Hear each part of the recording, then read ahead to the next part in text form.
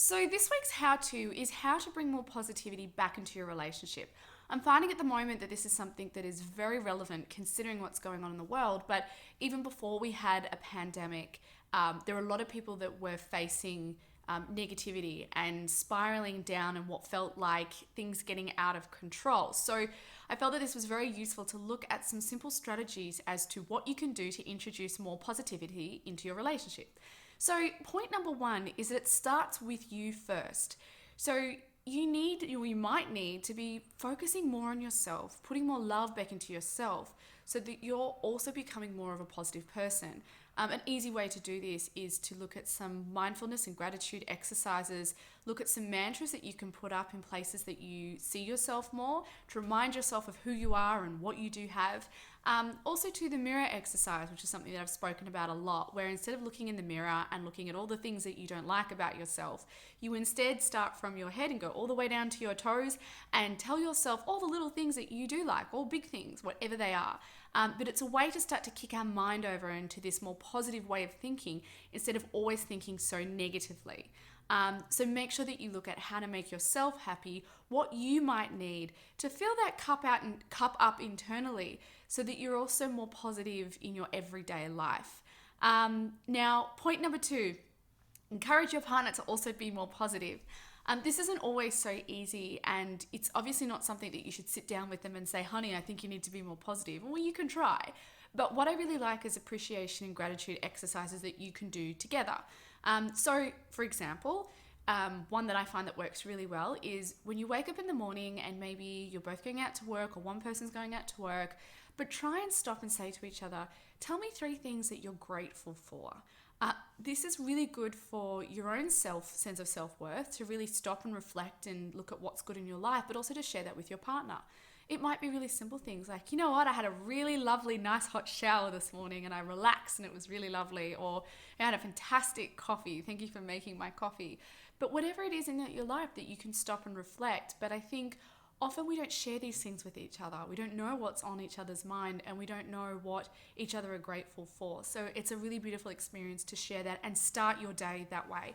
Then when you come home or when you're ending your day, tell each other 3 things that you appreciate about the day. And that could be 3 little things that happened or huge big things that you're really happy about. But if you've had a really crappy day and all you can focus on is what went wrong, then it's just a way to stop and have a look at, well, what did go right? Even if it was something little, what did go right through your day so that you're able to switch that mood from being focused on the negative to being more positive, appreciating something that did happen and sharing that with your partner. So we start to get this flow and effect with each other with positive moods.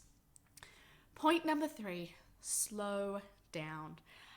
When you are in this chaotic, hectic world and you've got so many responsibilities and so many things to do, you tend to not have the time to appreciate, be grateful, focus on yourself, look at what you need in life. You're so busy and distracted from actually what's going on that you can't see it in the first place. I think a lot of us have had this huge lesson thanks to Corona, but you need to keep practicing that idea of not over-fulfilling your life. Sorry, filling, not fulfilling, filling.